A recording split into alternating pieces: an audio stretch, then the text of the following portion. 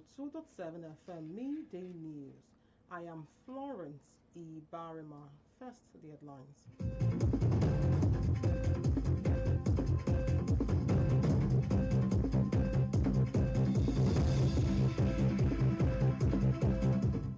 Tinubu expresses security collaboration with United Kingdom.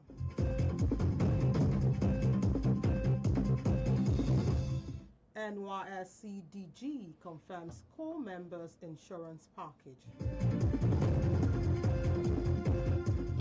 On the foreign scene, Radri Harina records the first Madagascar leader to visit Russia.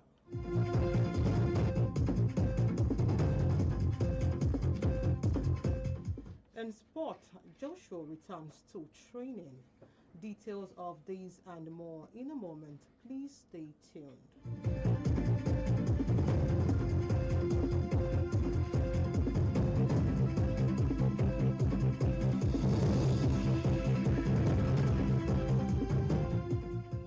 Glad to have you back. And now the news and details.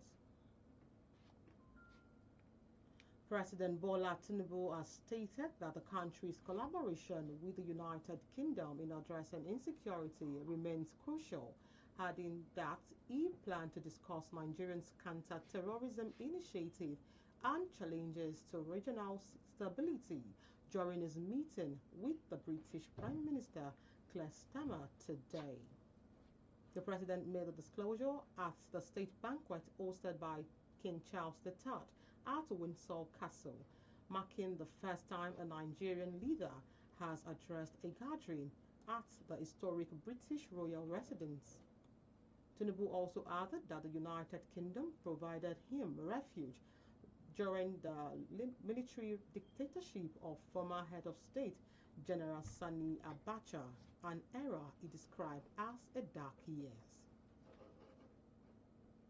Away from that, Director General of the National Youth Service Corps, NYSC, Olakunle Nafiu, has reaffirmed that corps members are covered by comprehensive insurance package throughout their service here.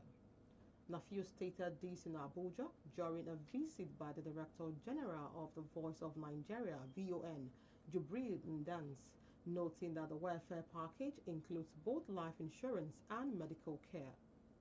He explained that the federal government has put in place measures to ensure corps members enjoy a safe and memorable service experience, adding that the scheme also intervenes in cases not covered by health insurance. Moving on, the Federal High Court in Lagos has convicted and fined 10 Filipino sailors and their merchant vessel, NV Nord Prosperous, a total of $6 million for importing 20 kilograms of cocaine into Nigeria from Santos, Brazil.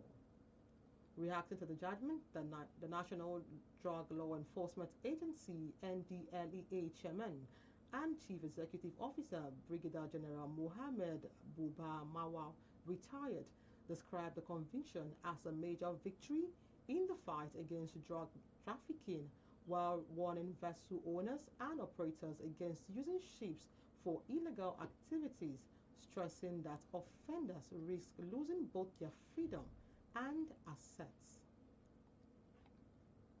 This midday news is coming to you from IPA 102.7 FM, Imurele Owo.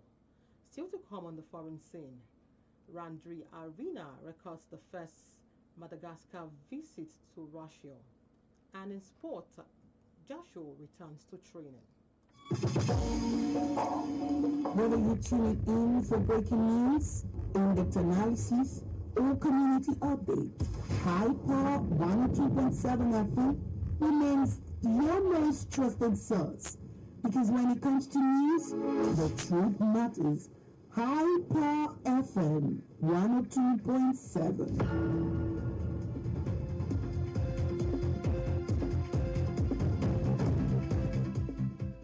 Welcome back. To be a part of our program, follow us on Facebook, Instagram, X, and TikTok at iPower1027 FM. Now to the foreign news. President Michael Radri Harina of Madagascar visit and strengthening cooperation with Russia marks the first official visit by a Malagasy leader in nearly 50 years. Arena has framed this as a reset and refoundation aimed at restoring state authority, fighting corruption, and rebuilding public trust since taking power after weeks of youth-led unrest, which began as over power, power and a water shortage. During his Russia visit, he highlighted the nation's ambition to continue security cooperation with Moscow and to engage with a diverse array of nations, including the BRICS alliance. Meanwhile, Arena has said a military committee will rule alongside a transitional government with new elections to take place within 2 years. Still on the foreign scene, Qatar Ministry of Foreign Affairs has said in a statement that Iranian missile attack on the Ras Laffan industrial city, the country's main gas facility, has caused significant damage. In a statement earlier today, Qatar Energy said that several other LNG facilities had also been attacked, causing sizable fire and extensive further damage. It will be recalled that Iran threatened to attack oil and gas facilities across the Gulf region in retaliation for the Israeli attack on its South Pass gas field. As the fallout from the United States-Israeli war on the country continues to escalate. Meanwhile, Qatar's Ministry of Interior has declared that Iranian embassy, ministry, security attached, and embassy staff as personnel non grata. And in sport, British-Nigerian boxer Anthony Joshua has stepped up his preparation for a summer comeback by returning to full training camp as it closes in on his first fight since Oro car crash in Nigeria in December. Joshua last fought on December 19 when he stopped Jake Paul in the sixth round in Miami, but his career was thrown into uncertainty just days later when he was involved in a fatal car crash on the Lagos-Ibadan Expressway that claimed the lives of his friend and personal trainer Kelvin Ayodele and recovery therapist singer Shina Gami. Having begun his return to light training at Fincelli Amateur Boxer Club Gym, Joshua has now rejoined trainer who is a long-standing member of the USYKS coaching setup and who first worked with Joshua during a six-round stoppage of Paul. To end the iPower 102.7 FM midday news, let us take another look at the main point.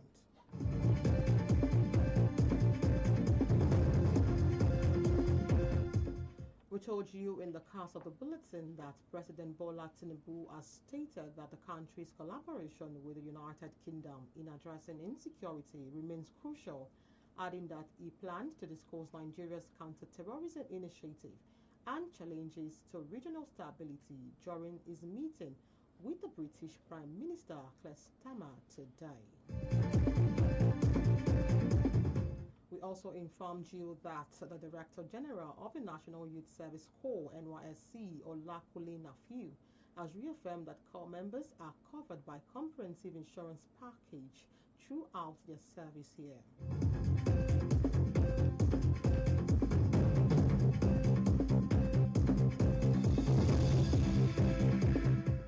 On the foreign scene, President Michael Randrianirina of Madagascar visits and strengthening cooperation with Russia marks the first official visit by a Malagasy leader in nearly 50 years.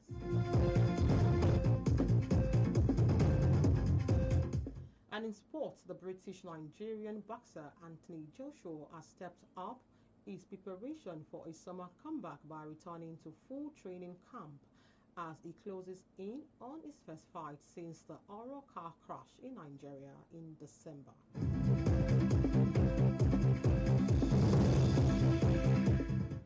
And that was iPower 102.7 FM Midday News, edited by Alaba Adeyemi. I am Florence Ibahreman. Many thanks for listening. Good afternoon.